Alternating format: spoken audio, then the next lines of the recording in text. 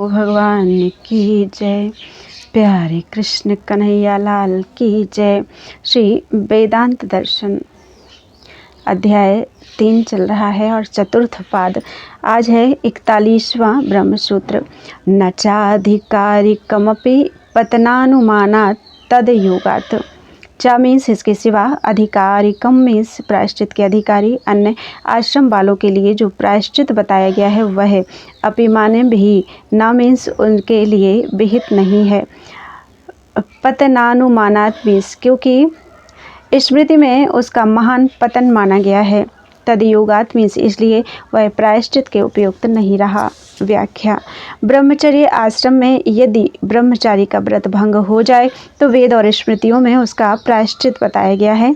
मनुस्मृति 2:181 तथा गृहस्थ भी ऋतुकाल आदि का नियम पालन भंग कर दे तो उसका प्रायश्चित है, क्योंकि वे प्रायश्चित के अधिकारी हैं। परंतु जिन्होंने वानप्रस्थ या संन्यास आश्रम स्वीकार कर लिया, वे यदि पुनः गृहस्थ आश्रम में लौटकर स्त्री प्रसंग आदि में प्रवृत्त होकर पतित हो गए हैं तो उनके लिए शास्त्रों में किसी प्रकार के प्रायश्चित का विधान नहीं है, क्योंकि स्मृतियों में उनका अतिशय पतन माना गया है, इसलिए वे प्रायश्चित के अधिकारी नहीं रहे। जैमिनी आचार्य की भी सूत्रकार के मतानुसार यही सम्मति है कि उनके लिए प्रायश्चित का विधान नहीं है। संबंध। इस पर अन्य आचार्यों का मत बताते हैं। उपपूर्वमपि त्वेके भावम सनवत तदुक्तम। 42वां ब्रह्मसूत्र। एकेर मीन्स कई एक आचार्य, उपपूर्वम मीन्स इसे उपपातक, अपि मीन्स भी मानते हैं, इसलिए वे आसनवत भोजन के नियम भंग के प्रायश्चित की भांति भावम मीन्स इसके लिए भी प्रायश्चित का भाव मानते हैं। तदुक्तम मीन्स यह बात शास्त्र में कही है, यह भी उनका कहना है। व्याख्या। कई एक आचार्यों का कहना है कि जिस प्रकार ब्रह्मचारी अपने व्रत से भ्रष्ट होकर प्रायश्चित का अधिकारी होता है, वैसे ही वानप्रस्थी और सन्यासियों का भी प्रायश्चित में अधिकार है, क्योंकि यह महापातक नहीं है किंतु उपपातक है और उपपातक के प्रायश्चित का शास्त्र में विधान है ही।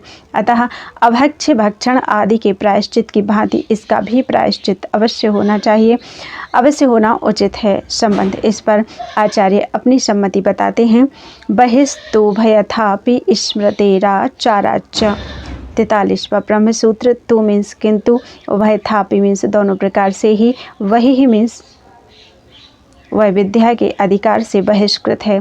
स्मृते ही मीन्स क्योंकि स्मृति प्रमाण से, चा मीन्स और, आचारात मीन्स शिष्टाचार से भी यही बात सिद्ध होती है।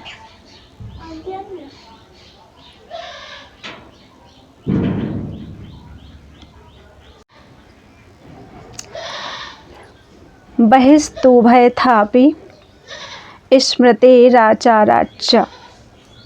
43वां ब्रह्मसूत्र। तु मीन्स किंतु, उभयथापि मीन्स दोनों प्रकार से, वही ही मीन्स वह विद्या के अधिकार से बहिष्कृत है।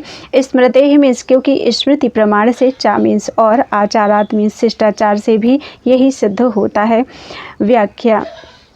वे उच्च आश्रम से पतित हुए सन्यासी और वानप्रस्थी लोग महापातकी हों या उपपातकी, दोनों प्रकार से ही शिष्ट संप्रदाय और वैदिक ब्रह्म विद्या के अधिकार से सर्वथा बहिष्कृत हैं, क्योंकि स्मृति प्रमाण और शिष्टों के आचार व्यवहार से यही बात सिद्ध होती है। उनका पतन भोगों की आसक्ति से ही होता है, अतः वे ब्रह्म विद्या के अधिकारी नहीं हैं। श्रेष्ठ पुरुष उनके साथ यज्ञ, स्वाध्याय और विवाह आदि संबंध भी नहीं करते हैं। संबंध। इस प्रकार उच्च आश्रम से भ्रष्ट हुए द्विजों का ब्रह्म विद्या में अधिकार नहीं है, यह सिद्ध किया गया। अब जो कर्मों के अंगभूत उद्गीत आदि में उपासना की जाती है, उसका कर्ता यजमान होता है या कर्म करने वाला ऋत्विक। इस पर विचार करने के लिए अगला प्रकरण आरंभ किया जाता है। स्वामिनः मीन्स फलश्रुतेरित्यात्रेयः। 44वां ब्रह्मसूत्र। स्वामिनः मीन्स उस उपासना में यजमान का ही कर्तापन है। इति मीन्स ऐसा, आत्रेय मीन्स आत्रेय मानते हैं। फलश्रुते मीन्स क्योंकि श्रुति में यजमान के लिए ही फल का वर्णन किया गया। व्याख्या। आत्रेय ऋषि मानते हैं कि श्रुति में जो इस उपासना को इस प्रकार जानता है वह पुरुष वृष्टि में 5 प्रकार के साम की उपासना करता है, उसके लिए वर्षा होती है, वह वर्षा कराने में समर्थ होता है। छांदोग्य उपनिषद 2:3-2। बृहदारण्यक उपनिषद में प्रस्तोता द्वारा की जाने वाली अनेक प्रार्थनाओं का उल्लेख करके अंत में उद्गाता का कर्म बताते हुए कहा है कि उद्गाता अपने या यजमान के लिए जिसकी कामना करता है उसका आगान करता है। बृहदारण्यक उपनिषद 1:3-28। इस प्रकार फल का वर्णन करने वाली श्रुतियों से सिद्ध होता है कि यज्ञ के स्वामी को उसका फल मिलता है, अतएव इन फल कामना युक्त उपासनाओं का कर्तापन भी स्वामी अर्थात यजमान का ही होना उचित है। संबंध इस पर दूसरे आचार्य का मत कहते हैं। आर्त्विज्यम तस्मै ही परिक्रियते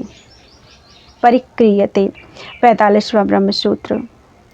आर्त्विज्यम मीन्स कर्तापन ऋत्विक का है, इति मीन्स ऐसा, औडुलोमी ही मीन्स औडुलोमी आचार्य मानते हैं, ही मीन्स क्योंकि, तस्मयी मीन्स उस कर्म के लिए, परिक्रियते मीन्स वह ऋत्विक यजमान द्वारा धन दान आदि से वर्ण कर लिया जाता है। व्याख्या। आचार्य औडुलोमी ऐसा मानते हैं कि कर्तापन यजमान का नहीं किंतु ऋत्विक का ही है, तथापि फल यजमान को मिलता है क्योंकि वह ऋत्विक उस कर्म के लिए यजमान के द्वारा धन दान आदि से वर्ण कर लिया जाता है, अतः वह दाता द्वारा दी हुई दक्षिणा का ही अधिकारी है, उसका फल में अधिकार नहीं है। संबंध। सूत्रकार श्रुति प्रमाण से अपनी सम्मति प्रकट करते हैं। श्रुतेश्चा 46वां ब्रह्मसूत्र। श्रुते मीन्स श्रुति प्रमाण से, चा मीन्स भी, और लोमी का ही मत उचित सिद्ध होता है। व्याख्या। यज्ञ का ऋत्विक जो कुछ भी कामना करता है वह निसंदेह यजमान के लिए ही करता है। शत 1:3-1:16। इसलिए इस प्रकार जानने वाला उद्गाता यजमान से कहे कि मैं तेरे लिए किन किन भोगों का आगान करूं। छांदोग्य उपनिषद 1:7-8 इत्यादि श्रुतियों से भी कर्म का कर्तापन ऋत्विक का और फल में अधिकार यजमान का सिद्ध होता है। संबंध। इस प्रकार प्रसंगानुसार सकाम उपासना के फल और कर्तापन का निर्णय किया गया। अब ब्रह्म विद्या का अधिकार किसी एक ही आश्रम में है या सभी आश्रमों में, इस बात का निर्णय करने के लिए अगला प्रकरण आरंभ किया जाता है। सहकार्यंतर्विधि पक्षेण तृतीयम तद्वतो विद्यादिवत।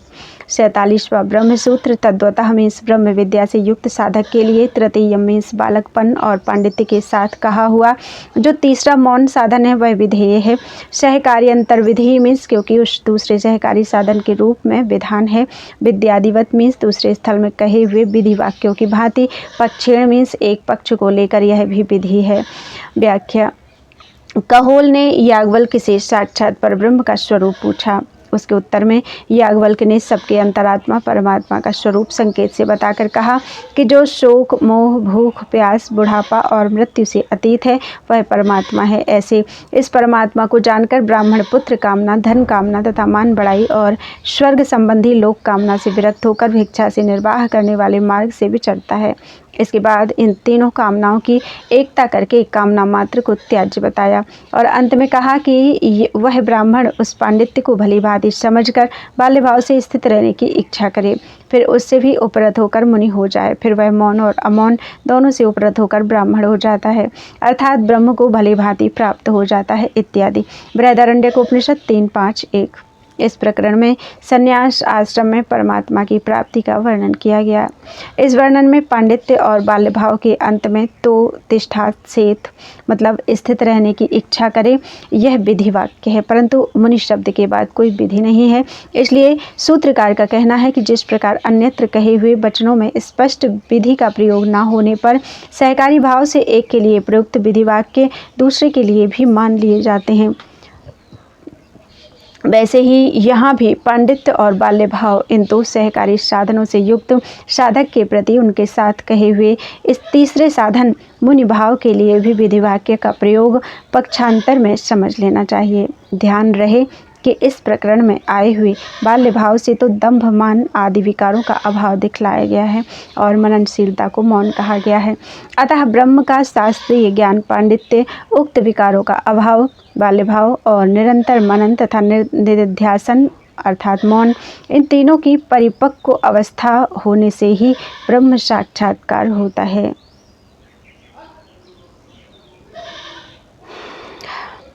यही इस प्रकरण का भाव है। संबंध। पूर्व सूत्र में जिस प्रकरण पर विचार किया गया है वह संन्यास आश्रम का द्योतक है। अतः यह जिज्ञासा होती है कि संन्यास आश्रम में ही ब्रह्म विद्या का साधन हो सकता है या अन्य आश्रमों में भी उसका अधिकार है। यदि संन्यास आश्रम में ही उसका साधन हो सकता है तो छांदोग्य उपनिषद 8:15-1 की श्रुति में गृहस्थ आश्रम के साथ साथ ब्रह्म विद्या का प्रकरण क्यों समाप्त किया गया है। वहाँ के वर्णन से तो गृहस्थ का ही अधिकार स्पष्ट रूप से सूचित होता है। अतः इसका निर्णय करने के लिए कहते हैं कृतस्न भावात्तु ग्रहिणोपसंहारः। 48वां ब्रह्मसूत्र। कृतस्न भावात मीन्स गृहस्थ आश्रम में संपूर्ण आश्रमों का भाव है, इसलिए तो मीन्स ही, ग्रहिणा मीन्स उस प्रकरण में गृहस्थ आश्रम के साथ, उपसंहारा मीन्स ब्रह्म विद्या के प्रकरण का उपसंहार किया गया है। ब्रह्म व्याख्या। गृहस्थ आश्रम में चारों आश्रमों का भाव है, क्योंकि ब्रह्मचारी भी गृहस्थ आश्रम में स्थित गुरु के पास ही ब्रह्मचर्य व्रत का पालन करता है। वानप्रस्थ और सन्यासी का भी मूल गृहस्थ ही है। इस प्रकार चारों आश्रमों का गृहस्थ में अंतर्भाव है और ब्रह्म विद्या का अधिकार सभी आश्रमों में है, यह भी श्रुति का अभिप्राय है। इसलिए वहाँ उस प्रकरण का गृहस्थ के वर्णन के साथ साथ उपसंहार किया गया है तथा पूर्व प्रकरण में जो संन्यास आश्रम का संकेत है वह साधनों की सुगमता को लक्ष्य करके कहा गया है, क्योंकि किसी भी आश्रम में स्थित साधक को ब्रह्म ज्ञान संपादन के लिए पुत्रैष्णा आदि सभी प्रकार की कामनाओं तथा राग द्वेष आदि विकारों का सर्वथा नाश करके मननशील तो होना ही पड़ेगा। दूसरे आश्रमों में विघ्नों की अधिकता है और संन्यास आश्रम में स्वभाव से ही उनका अभाव है। इस सुगमता को दृष्टि में रखकर वैसा कहा गया है, न कि अन्य आश्रमों में ब्रह्म विद्या के अधिकार का निषेध करने के लिए। संबंध। प्रकारांतर से पुनः सभी आश्रमों में ब्रह्म विद्या का अधिकार सिद्ध किया जाता है।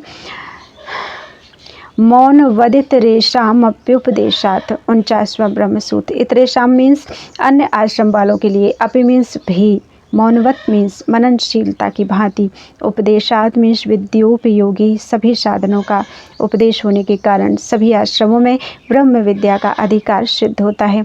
व्याख्या। जिस प्रकार पूर्व प्रकरण में मननशीलता अर्थात मौन रूप साधन का सबके लिए विधान बताया गया है, इसी प्रकार श्रुति में अन्य आश्रम वालों के लिए भी विद्योपयोगी सभी साधनों का उपदेश दिया गया है। जैसे इस प्रकार ब्रह्मवेत्ता की महिमा को जानने वाला, शांत मन को वश में करने वाला मननशील, शांत मीन्स मन को वश में करने वाला मननशील, दांत मीन्स इंद्रिय समुदाय को वश में करने वाला, उपरत अर्थात भोगों से संबंध रहित, तितिक्षु अर्थात सुख दुख से विचलित न होने वाला और समाहित अर्थात ध्यानस्थ होकर अपने ही भीतर उस सब के आत्मस्वरूप परमात्मा का साक्षात्कार करता है।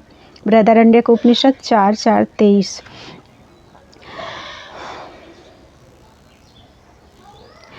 ऐसी ही बात दूसरे प्रकरणों में भी कही है। इससे यही सिद्ध होता है कि ब्रह्म विद्या का अधिकार सभी आश्रमों में है। संबंध। 47वें सूत्र के प्रकरण में जो बाल्य भाव से स्थित होने की बात कही गई थी, उसमें बालक के कौन से भावों का ग्रहण है यह स्पष्ट करने के लिए कहते हैं अनाविष्कुर्वन्नन्यवयात्।